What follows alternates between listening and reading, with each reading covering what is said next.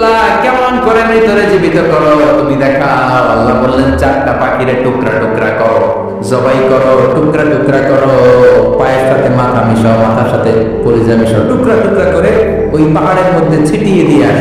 এরপরে এই পাশে এসে সুম্মা দুউন্না ইয়াতিনাকা সায়া, আমার নামে পাখিগুলোরে ডাক দাও। উনি এই পাশে এসে আল্লাহর নামে টুকরো টুকরো করে ছিটিয়ে দিয়ে আসা পাখিগুলোর ডাক দিতে দেরি মুহূর্তে পায়ের সাথে মাথা, মাথার সাথে বডি লেগে জীবিত হয়ে পাখিগুলো দৌড়ে সাইয়েদনা ইব্রাহিমের কাছে চলে এসেছে। আল্লাহর কোরআন সাক্ষী। ইয়াতিনাকা সায়া, এই যে আল্লাহর সাথে ওনার কি ডায়ালগ মারছেন, এটা কোরআনে আছে না নাই? এরপরে উনি ওনার কলিজার টুকরা ছেলে সাইয়েদনা ইসমাঈলের সাথে কি ডায়ালগ বললেন সেটাও কোরআনের ভিতরে আছে না নাই? فلما بلغ معه السعي قال يا بني إني أرى في المنام أني أذبحك فانظر ماذا ترى। তিনি ছেলেটাকে বললেন, আমার কলিজার টুকরা ছেলে ইসমাঈল, গত রাতে আমি স্বপ্ন দেখেছি যে আমি তোমাকে জবাই করছি। ফানজুর মাযা তারা, তোমার অভিমত কি, অপিনিয়ন কি জানাও। সুবহানাল্লাহ। ছেলেরা বললেন, আমি স্বপ্নে দেখেছি তোমার জবাই করতেছি, তোমার অভিমত কি? আমগরে যদি আমরা আব্বারা কইতাম আমার দেখেন বড় বড় দেখছেন। ওনার কিছু উপাধি আছে, একটা হচ্ছে সিদ্দিক।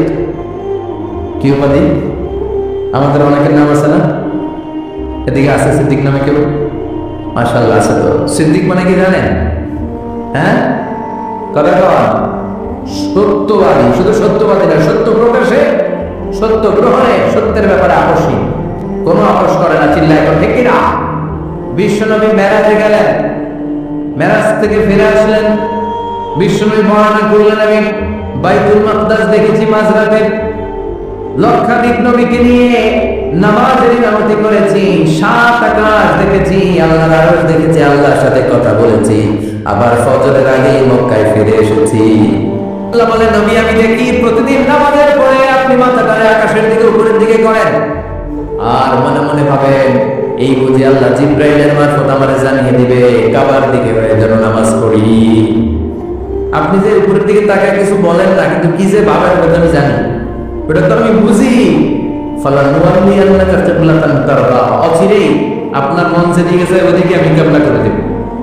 ফাওয়াল্লি ওয়াজহাকা শাতরাল মাসজিদিল হারাম, ঠিক আছে নবী, আজ যখন আপনার দেরি হয় না, এখনই আপনি চেহারাটা বাইতুল মুকাদ্দাস থেকে মসজিদুল হারামের দিকে ঘুরিয়ে কিবলামুখী হয়ে নামাজ পড়া শুরু করে দেন।